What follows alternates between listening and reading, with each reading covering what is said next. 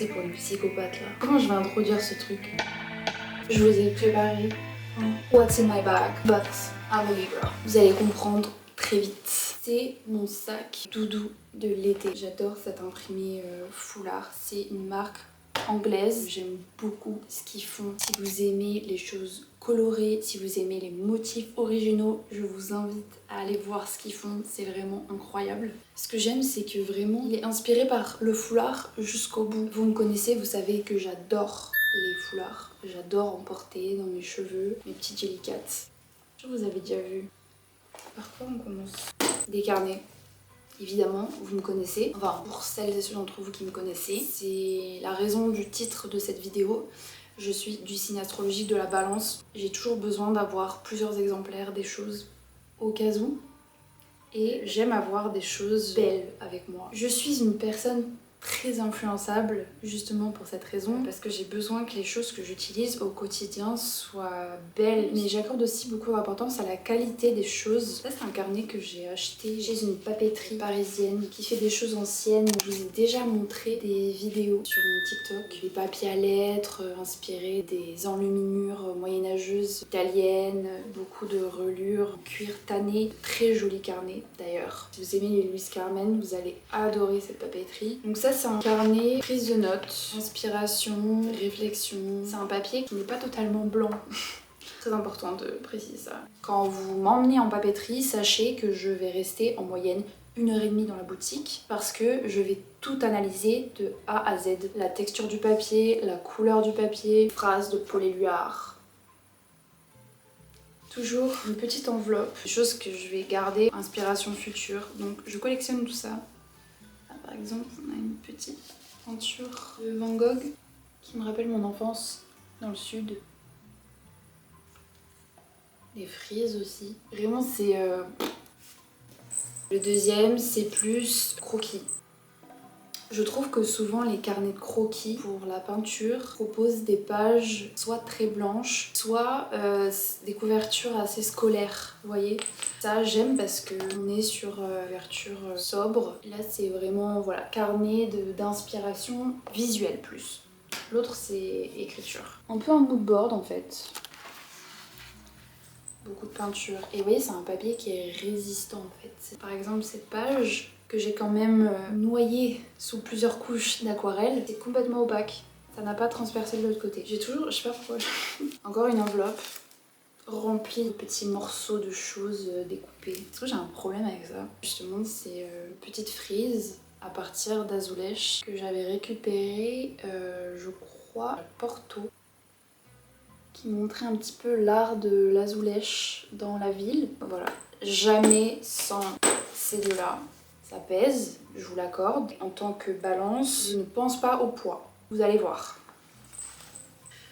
Je sors jamais sans un livre, c'est vrai. Le fait d'avoir un livre toujours sur moi, ça va me permettre de, plutôt que de prendre mon téléphone par exemple, si je suis dans les transports, ça fait des années que je me trimballe toujours avec le livre que je suis en train de lire. Quand je suis dehors et que je prends mon téléphone pour des raisons obscures, parce qu'en fait j'ai rien besoin de consulter. Souvent dans ces moments-là, quand je suis dans une file d'attente ou en train d'attendre un arrêt de métro ou de bus ou que sais-je, le fait de prendre mon téléphone est devenu un automatisme. On l'a tous, on n'a pas forcément besoin de regarder quelque chose en fait. Je préfère sortir mon livre parce que je me sens vraiment active et pas passive dans la consultation de mon téléphone. En l'occurrence, je suis en train de lire, mais il y a encore plein de papier dans le livre, mais c'est pas possible de faire ça, mais qui fait ça genre des peintures découpées encore. C'est incroyable, le bleu est incroyable, c'est de Odilon Redon. Encore une fois, je sais pas, ça me rassure d'avoir des choses que je trouve belles avec moi, sur moi.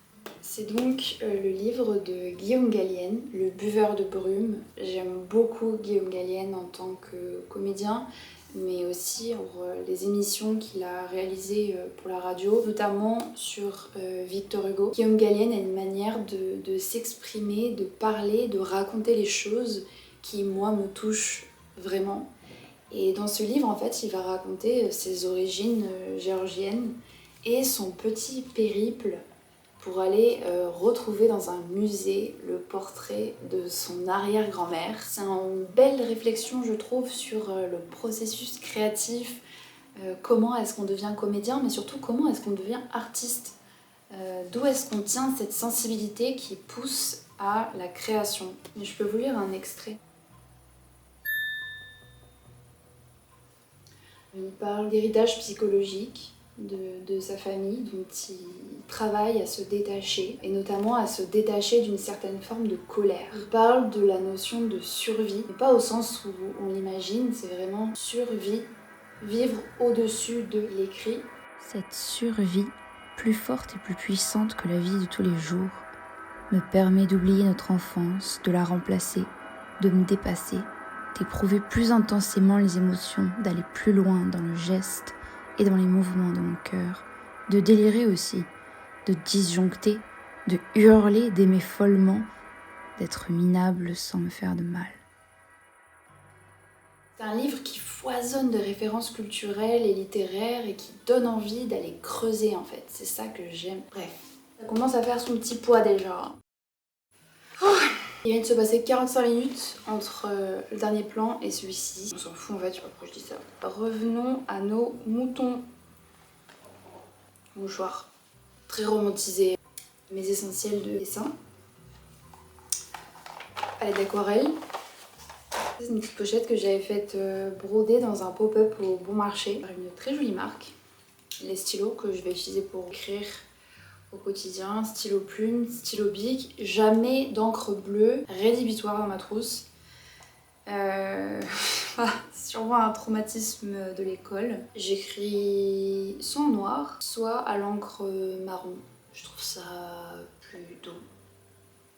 Les crayons, un pinceau réservoir d'eau pour la peinture. Ça c'est pour dessiner, un chiffon pour la peinture, des cartouches et qu'est-ce que c'est ça ? Des petits post-it. Ça sert toujours. Je suis vraiment le genre de personne à prendre des notes. J'ai des notes sur mon téléphone. Et j'ai aussi des notes... Ah bah d'ailleurs... Ah oui mais alors celui-là... Celui-là... Attends, je vais passer pour une psychopathe là. Comment je vais introduire ce truc? C'est un carnet en gros dans lequel j'écris des choses que j'entends. Des choses que j'entends, des paroles de gens dans la rue ou dans les transports. Avant d'être designer, j'écris énormément.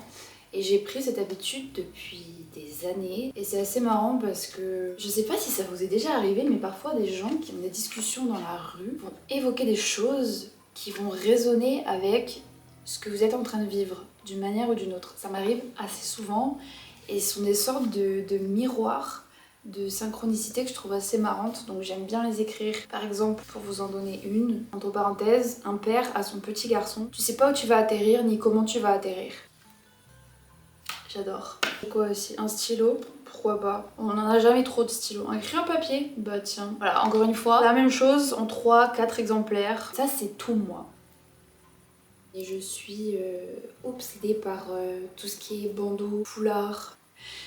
Incapable de choisir entre les deux. Je sais que quand je fais deviner mon signe astrologique, en général, les gens trouvent en moins de 30 secondes de quel signe je suis, à cause de ce genre de truc. Ah bah voilà, il est déjà attaché. Genre clairement, je l'ai juste enlevé de ma tête, je l'ai fourré dans mon sac. Il sent la plage. Il sent exactement les embruns et le sable. Je sais pas comment expliquer cette odeur, mais vous savez, quand vous rentrez de vacances, vous sortez vos affaires et il y a une odeur indescriptible, l'odeur de la plage en fait, l'odeur de la mer. C'est un peu la trousse de beauté avec un peu les essentiels. Il y a mes lunettes de soleil, je sais pas ce qu'elles foutent dedans. D'ailleurs, ça c'était mes petites lunettes de chez Polaroid que j'adore. En ce moment, je suis au bord de la mer, donc j'ai mon huile, ma brosse à cheveux, des écouteurs. Voilà. Ils sont trop bons. La pochette, créatrice qui s'appelle Éléonore, comme moi, que j'avais rencontrée à Paris sur un pop-up. La Gambade, sa marque. Très jolie ce qu'elle fait.